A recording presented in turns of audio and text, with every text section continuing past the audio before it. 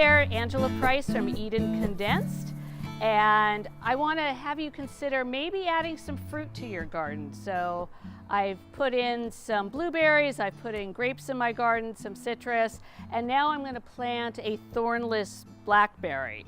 And what's great about these is they don't have thorns, and this is actually a dwarf variety, so it's not going to get huge and take over my entire yard.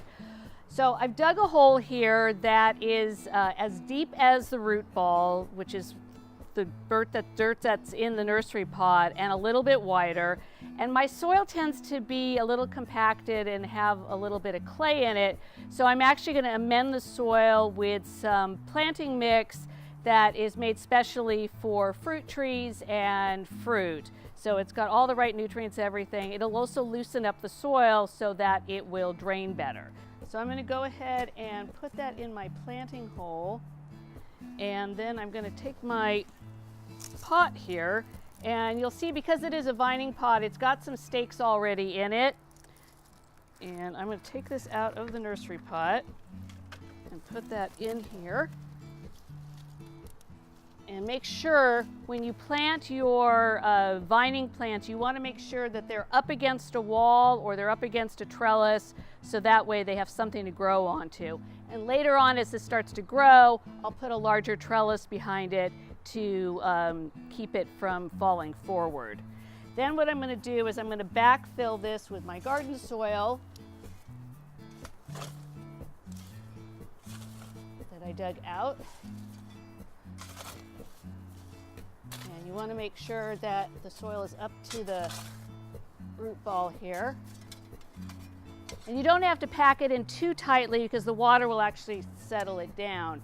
And then lastly, you want to make sure that you water it in really well, because a lot of times the plants will dry out a bit in the nursery pots. So you want to make sure that you soak that root ball. So I'm going to grab my hose here and turn it to the shower setting, and I'm going to give it a nice deep watering. And what you can do is water until the water comes up. Take a few minutes, let that water drain into the root ball, and then give it one more good watering. And blackberries, you'll probably need to water them about 2 to 3 times a week, and make sure that the soil stays evenly moist.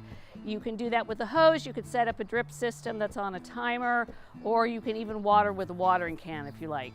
But since I'm doing other plants, I'll usually use the hose. So I'm going to give it one more good squirt here. And then 2 to 3 times a year, you'll want to add a little bit of fertilizer or some amendment to the soil.